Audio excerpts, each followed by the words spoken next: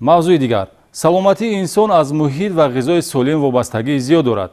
гузориши навбатии барнома аз фаъолияти ғайрисанитарии қассобхонаи маълумот медиҳад, ки зимни санҷиши ахборот кормандони шуъбаи кофтукови ҷиноятии раёсати вазорати корҳои дохилии давлати суғд ҳолати воқеии онро ҳуҷҷатгузорӣ намуданд.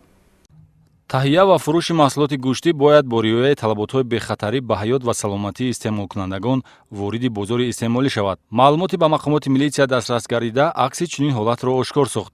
санҷиши ҳамин гуна ахбороти ба шуъбаи кофтукови ҷиноятӣ раёсати вазорати корҳои дохилии давлати суғд ворид гардида, дар хусуси фаъолияти қассоб Иномҷон Акбаров, сокини шаҳри Хуҷанд, ин гуфтаҳоро тасдиқ мекунад.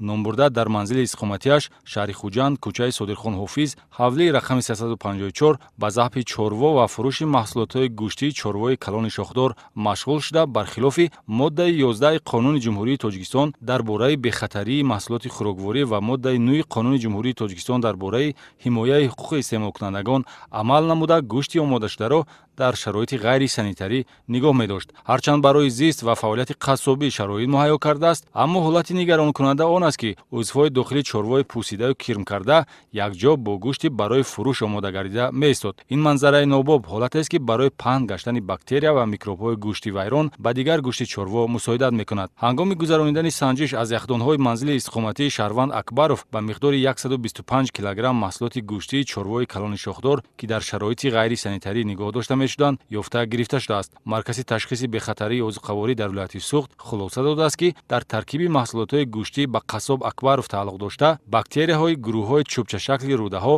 ва микрофлораҳои омехта муайян карда шудааст. бар замми ин, бинобар мавҷуд набудани санаи истеҳсол ва муҳлати нигаҳдорӣ, маҳсулоти мазкур хатарнок барои саломатии инсон ҳисобида шуда, барои истифодабарӣ, муомилот ва фурӯш ҳамчун маҳсулоти хӯрокворӣ манъ мебошад. аз рӯи ҳодиса бо моддаи 209 Кодекси ҷиноятӣ парвандаи ҷиноятӣ оғоз карда шудааст.